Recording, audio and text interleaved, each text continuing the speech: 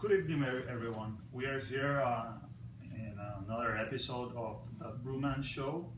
I'm your host, Bruno Sapienza, and the guest we have today, he's originally from Venezuela. When he was a kid, dreamed to become a tennis player. Then, on the way, that dream faded away.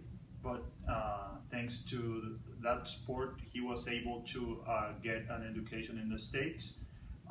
Currently, he works in a marketing consultant company and he's getting his MBA done. I want to welcome to the desk to Omar Carrasco. Hi, Bruno. Hi, good evening, Omar. Thank you. How are you? Good, thanks. We're really glad to have you here. Thank you. And my first question is, at what age do you realize or decided that you want to become a professional tennis player? I started playing tennis when I was maybe 5, and my parents took me to a toy store. And I took a racket instead of any other toys, and then I just started playing against the closet, and then I started taking classes and lessons. And then my first tournament was I was 7 or 8 years old, and then that's where everything started. And it got to a point that you were ranked in really important positions for young age, but when you started to get like 18 or maybe 17 years old, you decided to quit or say that it wasn't probably for you.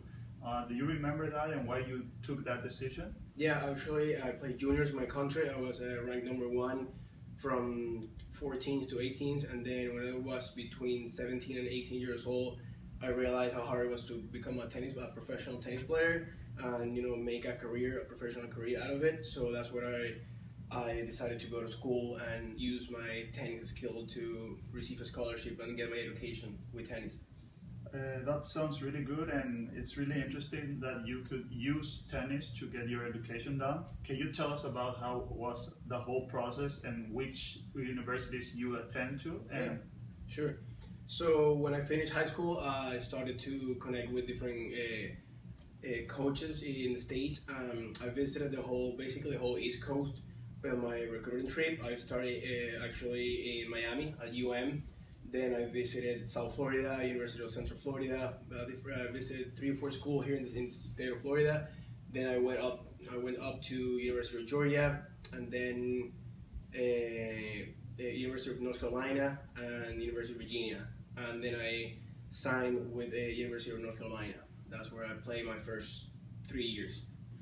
And then I transferred to FAU, but I didn't play anymore because my eligibility was done. I was only allowed to play for 3 years. So I played there for 3 years, and then I just came down here to Boca to finish my school. And besides getting the education, I think that it's a huge deal and really professional to play in a college that play in Division I tennis. Can you remember what was your biggest accomplishment in regards to tennis when playing for the University of North Carolina? Yeah, so it was really big to play in Division I. It's really tough maintaining your tennis and your academic level. So biggest accomplishment was when I was named the captain of the team, which it wasn't just playing number 1, it was also to lead my team. And then we played the nationals, and we beat a really good school. And then I was named the athlete of the conference, and that was one of my biggest accomplishments as a tennis player in the college level. Another accomplishment with my tennis career was, well, of course, being number 1 in my country, making to the semifinals in the Orange Bowl, which is a really big tournament here in the States. That sounds very good. And for the last question, you mentioned something about team and how you were a captain and leading that team. But we all know that tennis probably is really also not physically but tough mental sport. It can get really lonely, and most tennis players oftentimes when they are through their careers, they like end up hating the game. And I just wonder if that is your situation or how you feel about the sport, or you're thankful to it because you were able to get an education done with it? Yeah, the hating the sport really happens a lot, especially when you play professionally. That comes again to the question when I decided to go to college instead of playing professionally. When you play at the ATP level professionally to make your job, basically, that's when it becomes really, really tough mentally because you're always traveling by yourself. You're not playing for any team. It's you and your coaches. So you have to travel by yourself maybe 30 or 35 weeks a year. So I actually personally I don't hate tennis as a lot of tennis players that just quit and then they really hate the sport. But I feel that that's because of the reason that I decided to go to college instead of playing professionally. I had to play for a team, so it wasn't really that lonely. It was just always with my team, traveling with them. It was really tough to play and maintain my academics at the same time. So nowadays I don't play that often because I'm working. But sometimes I teach. So yeah, definitely if I have to say if I either hate it or not, I don't really hate the sport.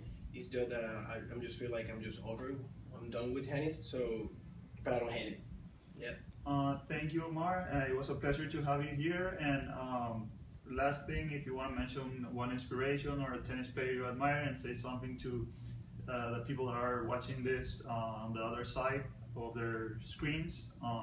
Yeah, sure. A professional player that I really like is Roger Federer. I think his personality in the court, he's a gentleman, and that's something that really represents the sport. It's a white sport, that's how it's called. And represents how focused you have to be, and it really helps to grow as a person and as a professionally.